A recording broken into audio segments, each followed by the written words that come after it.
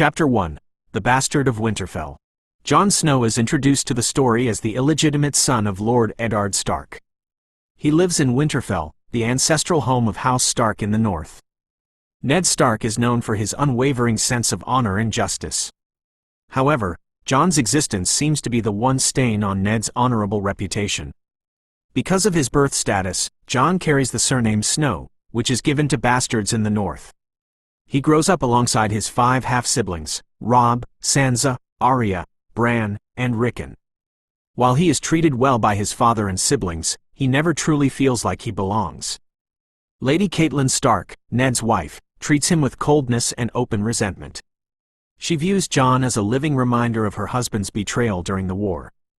This rejection creates a deep sense of insecurity and loneliness in Jon. Despite this, he forms a very close bond with his younger sister, Arya Stark. Arya is rebellious and wild, much like Jon, and they understand each other perfectly. During a trip in the Wolfswood, the Stark children discover a litter of direwolf pups. There is one pup for each legitimate Stark child, but Jon initially finds none. Eventually, he discovers an albino pup that has been separated from the others. He names the wolf Ghost because of its white fur and silent nature. Ghost becomes Jon's most loyal companion, symbolizing his difference from the rest of the family. As Jon approaches adulthood, he begins to worry about his future. He knows that as a bastard, he cannot inherit lands or titles from his father. He feels that there is no place for him in Winterfell once his father is gone. Consequently, he decides to join the Night's Watch, an ancient military order. The Night's Watch guards the Wall, a massive barrier of ice in the far north. Jon believes that the Watch is a place of honor where birth status is irrelevant. He hopes to find a brotherhood and a sense of purpose that he lacks at home. Before leaving, Jon gives Arya a small sword, which they name Needle. He tells her to practice with it, showing his supportive and caring nature. He says a difficult goodbye to a coma-stricken Bran and heads north. Jon travels to the Wall with his uncle Benjen Stark, the first Ranger. He leaves Winterfell behind, unaware that he will never see his father again. Chapter 2. The Reality of the Wall. Upon arriving at Castle Black, Jon is quickly disillusioned by the reality of the Night's Watch. He expected to find a noble order of knights and heroes protecting the realm. Instead, he finds that the Watch is populated by criminals, thieves, and exiles. Many of the men were sent to the Wall as a punishment for their crimes. Jon initially struggles to fit in with this rough group of recruits. He has received formal combat training at a castle, unlike the others. This makes him a better fighter, but his arrogance alienates him from his peers. He easily defeats the other recruits in training, which earns him their hatred. Tyrion Lannister, who is visiting the Wall, offers Jon some crucial advice. He tells Jon to accept his identity as a bastard and wear it like armor. Jon takes this advice to heart and begins to change his attitude. He befriends Samwell Tarly, a recruit who is overweight and terrified of fighting. Sam is bullied by the Master-at-Arms, Esser Alliser Thorne, and the other recruits. Jon steps in to defend Sam, threatening those who try to hurt him. This act of kindness wins him the loyalty and friendship of Sam and others. Jon begins to teach his friends how to fight, becoming a natural leader. When the time comes to take their vows, Jon expects to be named a Ranger. Rangers are the ones who venture beyond the Wall to fight wildlings. However, Lord Commander Jeor Mormont assigns Jon to be his personal steward. Jon is insulted, believing he is being made a servant because of his hatred for Thorne. Sam explains that Mormont is likely grooming Jon for command. Accepting this, Jon takes his vows before a weirwood tree beyond the Wall. Shortly after, Ghost finds the frozen bodies of 2 missing Rangers. The bodies reanimate as wights in the middle of the night and attack. Jon saves Lord Commander Mormont from a wight by burning it with a lantern. In gratitude, Mormont gives Jon his family sword, Longclaw. Longclaw is a rare Valyrian steel sword, a weapon of immense value. Mormont changes the pommel from a bear to a wolf to honor Jon's heritage. Reports of wildlings gathering and dead men walking force the Watch to act. Mormont declares a great ranging to investigate the threat beyond the Wall. Jon rides out with the main force, leaving the safety of the Wall behind. Chapter 3. Infiltrating the Wildlings. The Great Ranging takes the Night's Watch deep into the haunted north. They stop at Craster's Keep, a dark place run by a man who marries his daughters. Jon is disgusted by Craster and discovers that Craster sacrifices his sons to the White Walkers. This discovery reveals the terrifying reality of the enemy they face. Later, Jon joins a scouting party led by the legendary Qhorin Halfhand. In the Skirling Pass, they ambush a group of wildling sentries. Jon captures a female wildling named Wygriet but hesitates to execute her. His sense of honor and mercy prevents him from killing a defenseless woman. Wygriet escapes, and in chasing her, Jon becomes separated from his group. He is eventually captured by a large band of wildlings. Qhorin Halfhand is also captured and realizes they are doomed. He commands Jon to kill him and pretend to defect to the wildlings. Qhorin knows that a spy on the inside is more valuable than a dead ranger. With a heavy heart, Jon kills Qhorin in single combat to prove his loyalty. The wildlings take Jon to their leader, Mance Rayder, the king beyond the wall. Mance has united the warring clans to survive the coming winter. Jon convinces Mance that he has betrayed the Night's Watch. He claims he wants to fight for the living, not for the lords of the South. While living among the wildlings, Jon begins to understand their culture. He realizes they are not mindless savages, but people fighting for survival. They are terrified of the White Walkers and want to escape south of the wall. Jon's relationship with Wygriet deepens, and they become lovers. Wygriet famously tells him, "You know nothing, Jon Snow," teasing his naivety. Despite his vows of celibacy, Jon falls in love with her. This love creates a massive internal conflict between his duty and his heart. Jon joins a raiding party sent to climb the wall and attack Castle Black. The climb is perilous, and they nearly fall to their deaths when the ice cracks. After crossing the wall, Jon's loyalty is put to the final test. The wildlings ask him to kill an innocent horse breeder to prove he is one of them. Jon refuses, revealing his true allegiance lies with the Night's Watch. A fight breaks out, and Jon manages to escape on a horse. He leaves Wygriet behind, knowing she will try to kill him next time. Wounded and exhausted, he rides back to Castle Black to warn his brothers. Chapter 4: The Defense of the Wall. Jon arrives at Castle Black barely alive, covered in arrow wounds. His brothers nurse him back to health, though some still doubt his loyalty. He warns them that Mance Rayder's massive army is approaching. The Night's Watch is hopelessly outnumbered, with only a few hundred men. Jon takes charge of the preparations, using his knowledge of wildling tactics. Alliser Thorne, who has returned, continues to undermine Jon's authority. When the attack finally begins, it is a chaotic and bloody battle.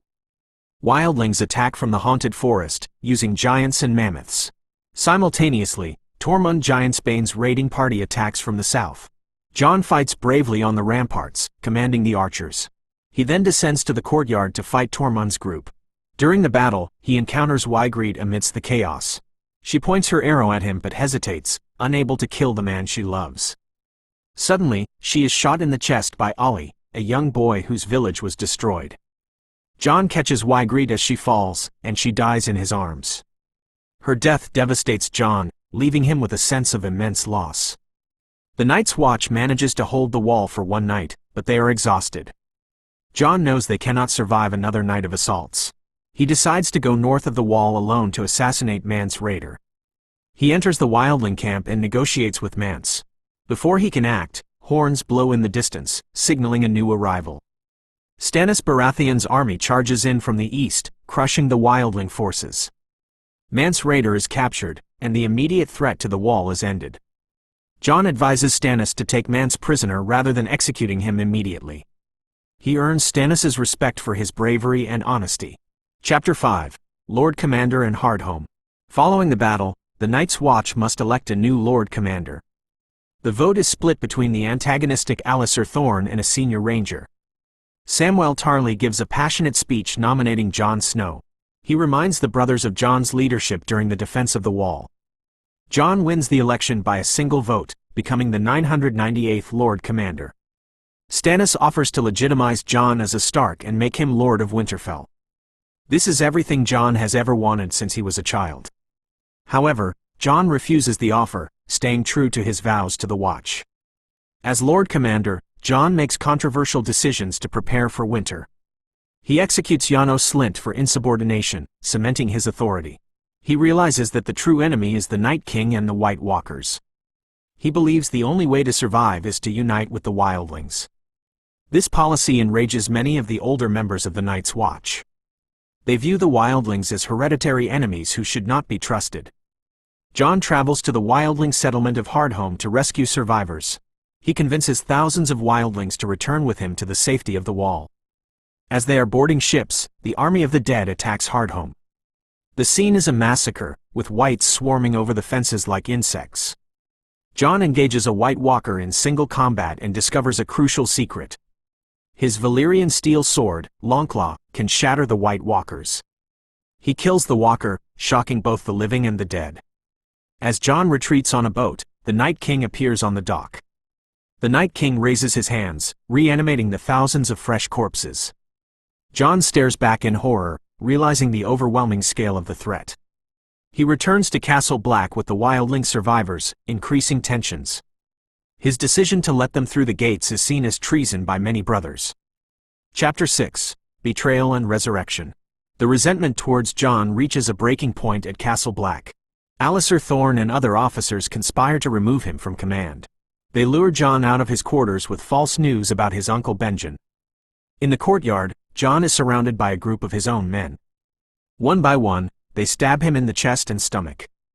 Each man utters the phrase, "For the Watch," as they deliver the blows. The final blow is delivered by Ollie, the boy Jon had mentored. Jon falls into the snow and bleeds to death, staring up at the stars.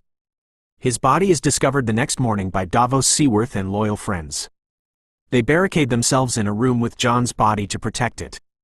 Melisandre, the Red Priestess, is at Castle Black after Stannis' defeat. Davos convinces her to try and use her magic to bring Jon back. She is suffering from a crisis of faith but agrees to perform a ritual. She washes Jon's body and speaks incantations in High Valyrian. Initially, nothing happens, and the group leaves the room in despair. Suddenly, Jon gasps for air and opens his eyes, returning to life. He is shocked and traumatized by the experience of death. He recalls that there was nothing on the other side, only darkness. Jon reclaims his position and executes the ringleaders of the mutiny. He hangs Alliser Thorne and Ollie, though it gives him no satisfaction. After the execution, Jon hands his commander's cloak to his friend Ed. He declares, "My watch is ended," and walks away from Castle Black. His death has technically released him from his lifetime vows.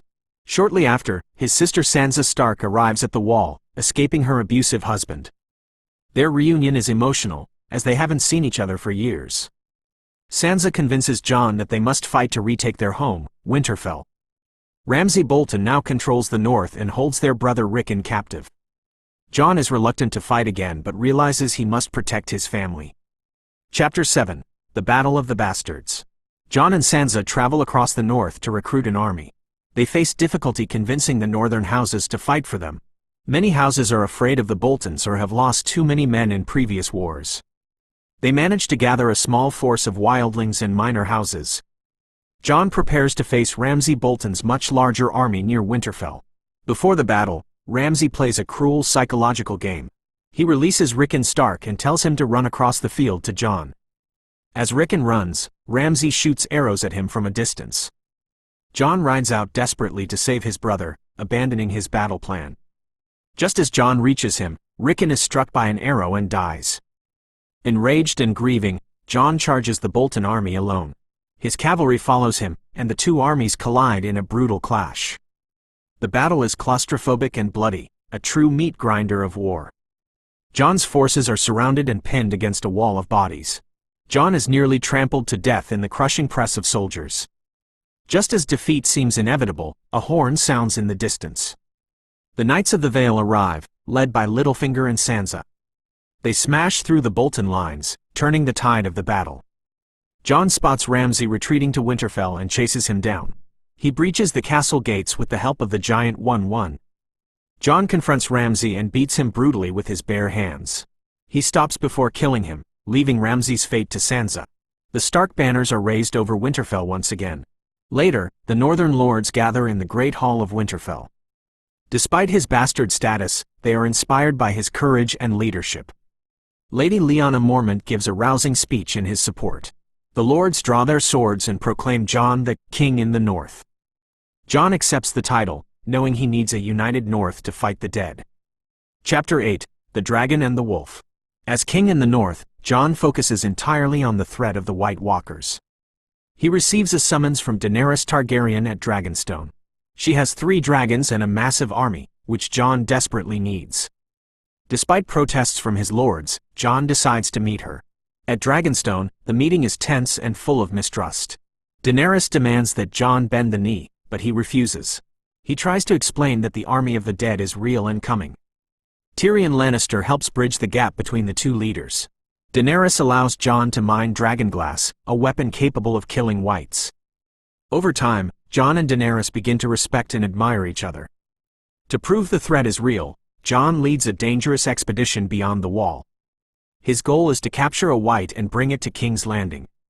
The mission goes terribly wrong, and they are trapped on a frozen lake.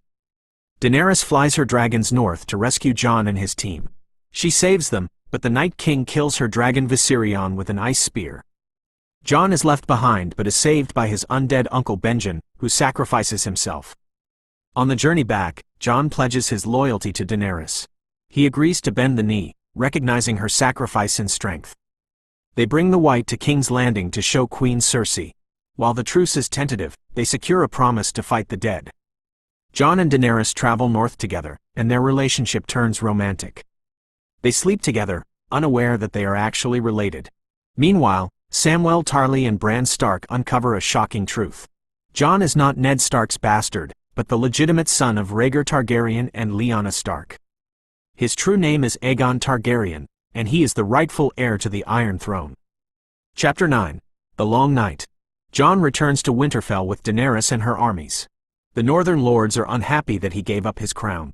Samwell Tarly reveals the secret of Jon's parentage to him in the crypts. Jon is stunned to learn that Ned Stark lied to protect him from Robert Baratheon. He reveals this truth to Daenerys, which causes immediate friction. She realizes his claim to the throne is stronger than hers. However, political squabbles are interrupted by the arrival of the Night King. The Battle of Winterfell begins in total darkness. Jon rides the dragon Rhaegal, engaging the Night King in an aerial duel. The fight is desperate, and the living are pushed to the brink of extinction. Jon is knocked off his dragon and fights his way toward Bran to protect him. He is pinned down by the undead dragon Viserion, screaming in defiance. Just as all hope seems lost, Arya Stark kills the Night King. With the Night King's death, the entire army of the dead shatters. The living have won, but the cost was incredibly high. In the aftermath, Daenerys becomes increasingly paranoid about Jon's claim. Jon insists he does not want the throne, but the secret is out. Varys tries to convince Jon to take the throne, but Jon refuses to betray his queen. Chapter 10: Exile and Peace. Jon marches south with the remaining forces to attack King's Landing. They easily defeat Cersei's defenses, and the city surrenders. However, Daenerys, consumed by rage and grief, refuses to accept surrender. She uses her dragon to burn the city, slaughtering thousands of innocents. Jon watches in horror as the woman he loves becomes a tyrant. He tries to restrain his men, but the slaughter is uncontrollable. After the battle, Jon walks through the ashes of the ruined city. He confronts Daenerys in the throne room near the Iron Throne. She justifies her actions, claiming she is building a better world. Tyrion warns Jon that she will never stop killing, liberating people. Jon realizes that he must choose between love and duty to the realm. He embraces Daenerys and stabs her in the heart, killing her. Drogon, the dragon, melts the Iron Throne in grief and flies away with her body. Jon is imprisoned by the Unsullied for the assassination. The Lords of Westeros gather to decide the future of the kingdom. They agree on a compromise. Jon will be sent back to the Night's Watch. He is exiled to the Wall, forbidden from marrying or holding lands. Jon returns to Castle Black, where he is reunited with Tormund and Ghost. He realizes that the Night's Watch has no true purpose anymore. In the final scene, Jon leads the wildlings through the tunnel. They walk out into the haunted forest, heading for the true north. Jon looks back one last time, then turns forward with a faint smile. He has left behind the Game of Thrones and the burdens of his heritage. He is finally free to live his own life in the place he truly belongs.